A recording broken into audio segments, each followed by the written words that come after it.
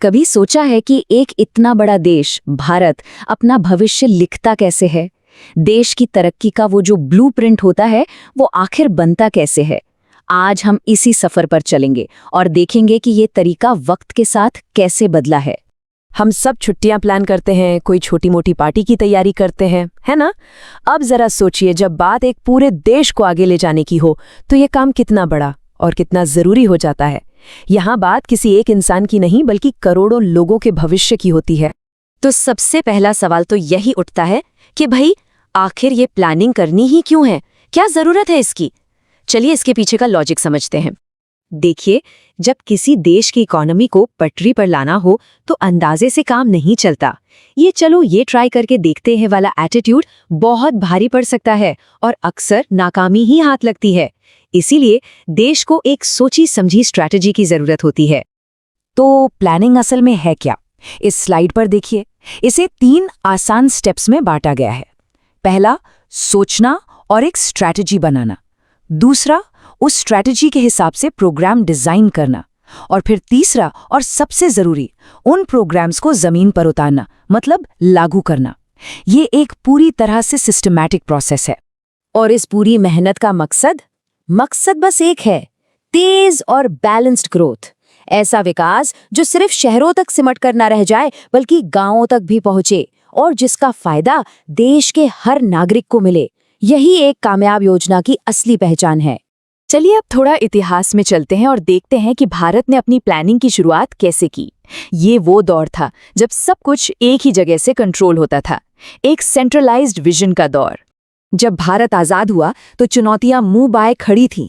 ऐसे में देश के संसाधनों को सही दिशा देने के लिए और विकास को रफ्तार देने के लिए एक मजबूत और इंटीग्रेटेड प्लान की सख्त जरूरत महसूस हुई।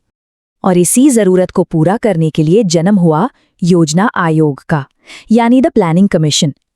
ये एक टॉप डाउन संस्था थी, मतलब ये केंद्र में बैठकर, दिल्ली में बैठकर पूरे देश के लिए, राज्यों से लेकर जिलों तक के लिए प्लान बनाती थी। लेकिन देखिए, वक्त बदलता है और ज़रूरतें भी। और भारत की ज़रूरतों के साथ साथ प्लानिंग के तरीके में भी एक बहुत बड़ा बदलाव आया। अब बारी थी एक नए कोलैबोरेटिव मॉडल की, यानी टीम वर्क की। ये स्लाइड भारत की प्लानिंग जर्नी में आए एक बहुत बड़े टर्निंग पॉइंट को दिखाती है। दशकों तक योजना आयोग ने देश की विकास यात्रा को दिशा दी, लेकिन फिर तारीख आई 1 जनवरी 2015, जब एक नई संस्था ने इसकी जगह ले ली और इसने खेल के नियम ही बदल दिए। और उस नई संस्था का नाम है नीति आयोग। लेकिन ये सिर्फ नाम का बदलाव नहीं था, बिल्कुल नहीं। ये तो सोच और काम करने के तरीके में एक रेवोल्यूशनरी चेंज था। इस स्लाइड पर दोनों के बीच का फर्क बिल्कुल साफ है। एक तरफ था योजना आयोग, जो एक तरह से बॉस था, दिल्ली में बैठकर पूरे देश के लिए फैसले लेता था। दूसरी तरफ है नीति आयोग, जो एक सलाहकार, एक थिंक टैंक की तरह काम करता है। और सबसे बड़ा फर्क, जहां पहले राज्यों का रोल बहुत लिमिटेड था, अब वो डेवलपमेंट प्रोसेस में एक्टिव पार्टनर्स हैं, बराबर के भागीदार हैं। इस नई सोच का कोर आइडिया है सहकारी संघवाद या कोऑपरेटिव फेडरलिज्म। इसका सीधा सा मतलब है कि केंद्र और राज्य सरकारें कॉम्पिटिटर नहीं बल्कि एक टीम है जो मिलकर देश के विकास के लिए काम करेंगी। अच्छा, तो हमने ये समझ लिया कि प्लान कौन बनाता है और क्यों बनाता है। अब सवाल ये है कि प्लान बनाया कैसे जाता है। इसके लिए 2 मेन स्ट्रैटेजीज इस्तेमाल होती हैं। पहली स्ट्रैटेजी है सेक्टोरल प्लानिंग। इसे ऐसे समझिए जैसे क्रिकेट टीम में हर प्लेयर के लिए, बैट्समैन के लिए अलग, बॉलर के लिए अलग एक गेम प्लान होता है। ठीक वैसे ही इकोनॉमी के हर सेक्टर, जैसे कि एग्रीकल्चर, इंडस्ट्री, ट्रांसपोर्ट, इन सब के लिए अलग अलग प्लान बनाए जाते हैं। दूसरी स्ट्रैटेजी है रीजनल प्लानिंग। इसका मकसद ये पक्का करना है कि देश का कोई भी हिस्सा, कोई भी इलाका विकास की दौड़ में पीछे न छूट जाए। ये उन इलाकों पर ज्यादा फोकस करती है जो पिछड़ गए हैं, ताकि डेवलप्ड और लेस डेवलप्ड एरियाज के बीच का गैप कम हो सके। चलिए दोनों को उदाहरण से समझते हैं तो बात और साफ हो जाएगी। मान लीजिए सरकार पूरे देश में सॉफ्टवेयर इंडस्ट्री को बूस्ट करने के लिए कोई प्लान बनाती है, तो ये हुआ सेक्टोरल प्लानिंग का एग्जाम्पल। और जब किसी एक सूखा प्रभावित जिले के डेवलपमेंट के लिए कोई स्पेशल प्रोग्राम चलाया जाता है तो वो है रीजनल प्लानिंग। तो आखिर में इस पूरी प्लानिंग प्रोसेस का निचोड़ क्या है? ये सब इतना जरूरी क्यों है? असल में ये एक बैलेंसिंग एक्ट है। सबसे बड़ी चुनौती है जिसे एक्सपर्ट लोग स्थानिक असंतुलन या स्पेशल इम्बैलेंस कहते हैं। सुनने में ये शब्द थोड़ा भारी लगता है ना, पर इसका मतलब बहुत सिंपल है। अमीर और गरीब इलाकों के बीच की खाई को पाटना, ताकि विकास की रोशनी हर कोने तक बराबर पहुंचे। तो आज की हमारी इस चर्चा का सार क्या है? पहली बात, प्लानिंग देश के लिए एक रोड मैप की तरह है। दूसरी, भारत का मॉडल अब टॉप डाउन से बदलकर कोलैबोरेटिव हो गया है, टीम वर्क पर आ गया है। और तीसरी और सबसे अहम बात, इन सब का अंतिम लक्ष्य है बैलेंस्ड ग्रोथ, जो हर सेक्टर और हर प्रदेश तक पहुंचे। और ये एक ऐसा पैराडॉक्स था, एक ऐसा सवाल जिसने हमारे प्लानर्स को सच में सोचने पर मजबूर कर दिया कि आखिर प्राकृतिक संपदा तो है, फिर भी गरीबी क्यों? बस इसी सवाल ने एक बिल्कुल नई सोच को जन्म दिया। तो आज की हमारी चर्चा को हम 5 हिस्सों में देखेंगे। सबसे पहले तो समझेंगे कि ये डेवलपमेंट पैराडॉक्स आखिर है क्या। फिर देखेंगे कि इससे निपटने के लिए क्या नई स्ट्रैटेजी बनाई गई। इसके बाद हम 2 बहुत ही दिलचस्प केस स्टडीज पर नजर डालेंगे, एक सूखे इलाकों की और दूसरी पहाड़ी इलाकों की। और आखिर में हम ये समझेंगे कि इस फोकस डेवलपमेंट का असली टेकअवे क्या है। तो चलिए सबसे पहले सवाल से शुरू करते हैं। आखिर ये डेवलपमेंट पैराडॉक्स है क्या? ऐसा क्यों होता है कि अच्छे रिसोर्सेज होने का मतलब हमेशा अच्छा डेवलपमेंट नहीं होता? देखिए, आज़ादी के बाद जब प्लानिंग शुरू हुई तो करीब 15 से 20 साल बाद एक बड़ा ही हैरान करने वाला ट्रेंड सामने आया, कुछ ऐसा जिसकी शायद किसी ने उम्मीद ही नहीं की थी। और मज़े की बात यह है कि हमारी जो शुरुआती 5 ईयर प्लान्स थीं, उनका मेन गोल तो था रीजनल और सोशल डिस्पैरिटीज, मतलब असमानताओं को कम करना। लेकिन हुआ क्या? हुआ इसका एकदम उल्टा। ये असमानताएं कम होने की जगह और ज्यादा बढ़ गई। अब ये एक बहुत बड़ा सवाल था कि भाई एक ऐसा सिस्टम जो बनाया ही गया था बराबरी लाने के लिए, वो आखिर असमानता को और कैसे बढ़ा सकता है? बस इसी सवाल के जवाब में एक बहुत बड़े स्ट्रेटेजिक शिफ्ट की जरूरत महसूस हुई। और यहीं से शुरुआत होती है एक बिल्कुल नई प्लानिंग स्ट्रैटेजी की। अब बड़े बड़े जनरल प्लान्स बनाने के बजाय फोकस को एकदम पिन पॉइंट करने की जरूरत थी। इस नई स्ट्रैटेजी को नाम दिया गया टारगेट एरिया प्लानिंग। मतलब अब वन साइज फिट्स ऑल वाला अप्रोच नहीं चलेगा। पूरे देश के लिए एक जैसी योजना बनाने के बजाय अब फोकस उन पिछड़े इलाकों पर करना था जिनकी अपनी यूनिक प्रॉब्लम्स थीं और अपना ही पोटेंशियल था। अच्छा, इसका तरीका भी बड़ा इंटरेस्टिंग था। ये एक 2 pronged अप्रोच था। पहला स्टेप, एक टारगेट एरिया पहचानो, मान लीजिए कोई सूखाग्रस्त इलाका। फिर दूसरा स्टेप, उसी इलाके के अंदर एक टारगेट ग्रुप को पहचानो, जैसे कि छोटे और मार्जिनल किसान। तो इस तरह से प्लान ने जगह और लोग दोनों पर एक साथ फोकस किया। तो चलिए अब जरा डिटेल्स में उतरते हैं और देखते हैं कि ये स्ट्रैटेजी असल में जमीन पर कैसे काम करती है। हमारी पहली केस स्टडी है सूखे इलाकों की। यहाँ पर लागू किया गया था ड्रॉट प्रोन एरिया प्रोग्राम, यानी DPAP, और इसकी शुरुआत हुई थी 4th 5 ईयर प्लान में। ये प्रोग्राम भी आप देखिए टाइम के साथ साथ इवॉल्व हुआ और ज्यादा स्मार्ट होता गया। शुरू में तो फोकस सिर्फ एम्प्लॉयमेंट जनरेट करने पर था, मतलब मजदूरी वाले काम। फिर फोकस शिफ्ट हुआ प्रोडक्टिव एसेट्स बनाने पर, जैसे इरिगेशन प्रोजेक्ट्स, और आज की तारीख में ये एक इंटीग्रेटेड वाटरशेड डेवलपमेंट प्रोग्राम बन चुका है, जो पूरे इकोसिस्टम को बैलेंस करने की बात करता है। और ये बदलाव क्यों आया? क्योंकि national committee on development of backward areas ने एक बहुत जरूरी बात पकड़ी। उन्होंने पाया कि असली जड़ सिर्फ पानी की कमी नहीं है, असल प्रॉब्लम तो मार्जिनल जमीनों पर बढ़ता आबादी का दबाव है, जिससे हमारा इकोलॉजिकल बैलेंस बुरी तरह बिगड़ रहा था। तो इस बिगड़े हुए बैलेंस को ठीक करने के लिए DPAP ने कई मोर्चों पर काम किया। इरिगेशन स्कीम्स लाई गईं, लैंड डेवलपमेंट प्रोग्राम्स चलाए गए, एफॉरेस्टेशन यानी पेड़ लगाए गए, ग्रासलैंड डेवलप किए गए। मतलब मकसद साफ था, पानी, मिट्टी, पेड़ पौधों और इंसानों के बीच जो रिश्ता टूट गया था, उसे फिर से मजबूत करना।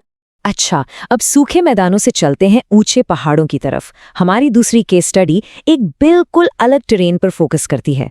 ये है पहाड़ी इलाके, और यहाँ लॉन्च हुआ हिल एरिया डेवलपमेंट प्रोग्राम, यानी HADP। इसकी शुरुआत हुई 5th 5 ईयर प्लान में। अब देखिए, पहाड़ी इलाकों के लिए प्लानिंग करना कोई आसान काम नहीं था। यहाँ आप एक स्टैंडर्ड फॉर्मूला नहीं लगा सकते। ये सिर्फ पॉलिसी बनाने की बात नहीं थी, बल्कि वहाँ के लोकल ज्योग्राफी, वहाँ की इकोलॉजी और वहाँ रहने वाले लोगों की सोशो इकोनॉमिक ज़रूरतों को गहराई से समझने की बात थी। हर चीज़ का ध्यान रखना पड़ा। और ये चीज़ इस प्रोग्राम के एक्शंस में साफ साफ झलकती है। एचडीपी का फोकस किस पर था? हॉर्टिकल्चर पर, प्लांटेशन एग्रीकल्चर पर, एनिमल हस्बेंड्री, फॉरेस्ट्री और छोटे छोटे विलेज इंडस्ट्रीज पर। मतलब ये डीपीएपी के अप्रोच से एकदम अलग था। यहाँ मकसद था पहाड़ों के अपने इंडिजिनस रिसोर्सेज का ही फायदा उठाना। तो इन दोनों केस स्टडीज और पूरी स्ट्रैटेजी को समझने के बाद आखिर हम किस नतीजे पर पहुंचते हैं? द बिग टेकअवे वो है फोकस्ड डेवलपमेंट। इस स्ट्रेटेजिक शिफ्ट का नतीजा ये हुआ कि हमारे पास एक टेलर्ड अप्रोच आया, एक ऐसा तरीका जो हर इलाके की अपनी खास ज़रूरतों को समझता था और उन इलाकों तक डेवलपमेंट और रिसोर्सेज लेकर गया जिन्हें लंबे समय से नज़रअंदाज किया गया था। तो चलिए इस चर्चा को एक सवाल से शुरू करते हैं। सोचिए, क्या हो अगर तरक्की, प्रोग्रेस एक तरफ तो मुश्किलें हल कर रही हो, पर दूसरी तरफ अनजाने में ही नई मुश्किलें खड़ी कर दे। मतलब विकास एक ऐसी ताकत है जो बना भी सकती है और कुछ बिगाड़ भी सकती है। ठीक है, तो चलिए इसमें गहराई से उतरते हैं। हमारा पहला मामला है रेगिस्तान में एक नदी की कहानी, इंदिरा गांधी नहर परियोजना। एक बहुत ही एम्बिशियस प्लान था, एक पूरे के पूरे रेगिस्तान को बदलने का। ये कहानी एक सपने से शुरू होती है। साल 1948 में इसकी कल्पना की गई थी। ये नहर सही मायनों में एक इंजीनियरिंग का चमत्कार था। मकसद ये था कि पंजाब के हरीके बैराज से पानी लेकर राजस्थान के सूखे रेगिस्तानी इलाकों तक पहुंचाया जाए। अब जरा इस नंबर पे गौर कीजिए, 9060 किलोमीटर। ये इस पूरे कैनाल सिस्टम की लंबाई है। इससे अंदाजा लगता है कि ये प्रोजेक्ट कितना बड़ा, कितना महत्वाकांक्षी था।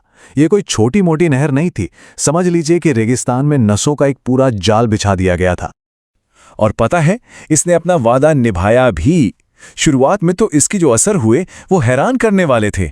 रेगिस्तान हरा भरा होने लगा, हवा से जो मिट्टी का कटाव होता था वो कम हो गया और फसलों की पैदावार में तो जैसे जबरदस्त उछाल आ गया। एक सूखा इलाका अचानक से उपजाऊ बन गया था। लेकिन कहानी में एक ट्विस्ट आता है। एक तरफ तो गेहूं और कपास की फसलें लहलहा रही थीं, पर दूसरी तरफ एक ऐसी कीमत चुकानी पड़ रही थी जो किसी ने सोची नहीं थी। बहुत बड़े इलाके में वाटर लॉगिंग होने लगा, मतलब पानी जमने लगा और मिट्टी में खारापन इतना बढ़ गया कि वो धीरे धीरे बंजर हो रही थी। तो विकास की इस चमक के पीछे एक स्याह सच भी छुपा। चलिए अब पानी और जमीन की कहानी से आगे बढ़ते हैं और चलते हैं लोगों और उनके समुदाय की कहानी की तरफ। हमारा दूसरा केस है भरमौर जनजातीय विकास परियोजना। ये कहानी है हिमाचल प्रदेश के चंबा जिले में रहने वाले गद्दी जनजाति की। ये लोग बहुत ऊंचाई पर काफी मुश्किल हालात में रहते हैं और इनकी जिंदगी का तरीका क्या है? मौसम के हिसाब से अपने जानवरों को लेकर एक जगह से दूसरी जगह जाना। ये लोग भौगोलिक और सामाजिक दोनों ही तरह से बाकी दुनिया से काफी कटे हुए थे। तो 1974 में इनके लिए शुरू हुई एकीकृत जनजातीय विकास परियोजना यानी ITDP। इसका मेन फोकस 3 चीजों पर था। पहला, ट्रांसपोर्ट और कम्युनिकेशन को बेहतर बनाना। दूसरा, खेती और उससे जुड़े कामों को बढ़ावा देना। और तीसरा, स्कूल और हेल्थ केयर सेंटर जैसी सामाजिक सेवाएं बनाना। और इस प्रोजेक्ट का जो सबसे कमाल का नतीजा निकला वो था महिला साक्षरता में आया एक जबरदस्त उछाल। सोच कर देखिए, 1971 में ये आंकड़ा था सिर्फ 1.88% और 2011 तक जानते हैं कितना हो गया? 65%। 40 साल में आया ये बदलाव किसी चमत्कार से कम नहीं था। लेकिन यहां भी कहानी में एक लेकिन है। सामाजिक हालात तो सुधरे, पर मौसम के साथ एक जगह से दूसरी जगह जाने की जो चुनौती थी वो बनी रही और विकास का फायदा भी सब तक बराबर नहीं पहुंचा। मतलब यहां भी कामयाबी तो मिली, पर कुछ कमियां रह गईं। तो इन दोनों कहानियों से हम क्या सीखते हैं? चलिए अब इन सब डॉट्स को जोड़ते हैं और समझते हैं कि विकास का असली मतलब क्या है और वक्त के साथ इसकी परिभाषा कैसे बदलती गई है। अगर हम पीछे मुड़कर देखें तो 1960s में विकास का मतलब था सिर्फ आर्थिक तरक्की, मतलब पैसा। लेकिन 70s तक ये समझ आने लगा कि सिर्फ पैसा बढ़ने से तो समाज में असमानता भी बढ़ सकती है। तो फिर इसमें स्वास्थ्य और शिक्षा को भी जोड़ा गया। और फिर 80s में इंदिरा गांधी नहर जैसे अनुभवों ने दुनिया का ध्यान खींचा पर्यावरण की तरफ। इस पूरी सोच समझ और बहस का नतीजा एक नए आइडिया के रूप में सामने आया, जिसे आज हम सतत विकास या सस्टेनेबल डेवलपमेंट कहते हैं। और यही शायद भविष्य का जवाब है। 1987 में ब्रंटलैंड कमीशन ने इसकी एक ऐसी परिभाषा दी जिसने सब कुछ बदल दिया। उन्होंने कहा, विकास वो है जो आज की पीढ़ी की जरूरतें तो पूरी करे, लेकिन आने वाली पीढ़ियों की जरूरतें पूरी करने की क्षमता से कोई समझौता न करे। कितनी पावरफुल और साफ बात है ना? इस परिभाषा के हम कह सकते हैं कि 3 मेन पिलर्स हैं। पहला, इकोलॉजिकल बैलेंस, मतलब पर्यावरण की सुरक्षा। दूसरा, सोशल इक्विटी, यानी समाज में बराबरी। और तीसरा, इकोनॉमिक वायबिलिटी, यानी आर्थिक तरक्की भी होती रहे। और मजे की बात यह है कि ये तीनों एक दूसरे से जुड़े हुए हैं। और देखिए, ये थ्योरी हमारी कहानियों से सीधे सीधे जुड़ती है। इंदिरा गांधी नहर के मामले में इकोलॉजिकल चुनौती थी मिट्टी का खारापन, जबकि भरमौर का लक्ष्य था वहां के नाजुक पर्यावरण को बचाना। सामाजिक तौर पर भरमौर का लक्ष्य साक्षरता और समानता लाना था, और आर्थिक रूप से दोनों ही प्रोजेक्ट्स का मकसद उत्पादकता और आमदनी बढ़ाना था। तो आखिर में हम इसी सवाल पर आकर रुकते हैं। पर्यावरण, समाज और अर्थव्यवस्था, इन तीनों के बीच बैलेंस बनाना ही सबसे बड़ी चुनौती है। यही वो बैलेंस है जो डेवलपमेंट की इस दोधारी तलवार को एक ऐसा औजार बना सकता है जिससे सिर्फ भलाई हो। पर असली सवाल तो ये है कि क्या हम इस चुनौती का सामना करने के लिए तैयार हैं?